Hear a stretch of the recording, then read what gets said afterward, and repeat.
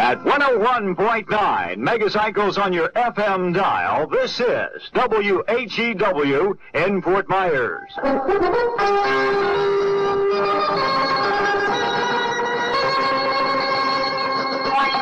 Good afternoon, everyone. At 2 o'clock, our news time temperature, 84 degrees. I'm Doug Allen.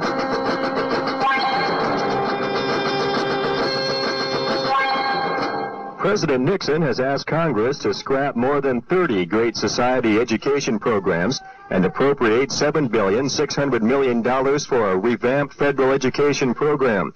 Nixon said his program would give more flexibility and authority to local communities.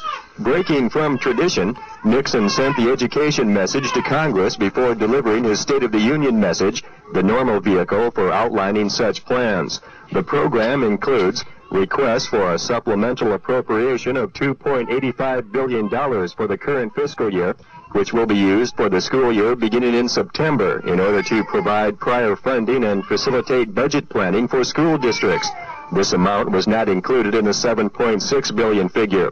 A phasing out of the Impact Aid program of federal assistance to school districts with large numbers of students from federal installations such as military posts.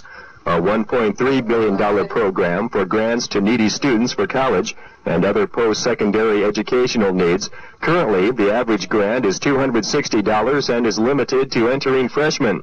Under the new proposal, grants of up to $1,400 would be provided depending on need.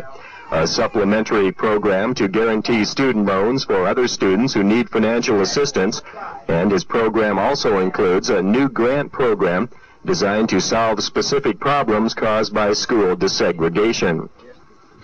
A report today that Special Watergate Prosecutor Leon Jaworski has agreed to cooperate with the House Judiciary Committee in its impeachment study. Committee Chairman Peter Rodino says Jaworski indicated that several legal avenues may be open for him to provide the committee with information. Jaworski has previously said he has no authority to turn over evidence to the House group. Rebel gunners kept up their shelling of the Cambodian capital today, and one artillery round exploded inside the presidential compound. It is not known whether President Lon Nol was injured or whether there was any damage to the palace. A Cambodian army officer told UPI the artillery used was captured American-made material. Senate Majority Leader Mike Mansfield accused Defense Secretary James Schlesinger today of interfering with foreign policy.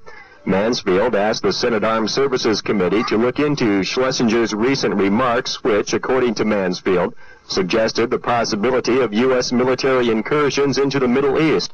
Mansfield made his attack at a caucus of Democratic senators. As many as 30 to 40% of the nation's long-haul truckers could take part in a full-scale shutdown on the 31st of January. That stoppage was called by a coalition of independent truckers groups today in Washington. A nationwide strike threatened for today failed to materialize, but there have been isolated stoppages and some violence. Washington Senator Henry Jackson wants price rollbacks and freezes on many petroleum products, and he will introduce a bill to do it. Energy Chief William Simon opposes such a move and says that last year's price freezes on food led to shortages. Jackson's Senate Investigations Committee has been grilling oil company executives about reported windfall profits for the last 3 days. Europe's Common Market is urging its member nations to move quickly to prevent the oil shortage from developing into a crisis. A Common Market spokesman says higher oil prices will add $17 to $18 billion to Europe's energy bill this year. Those stories making headline news at 2 o'clock. Southwest Florida weather next.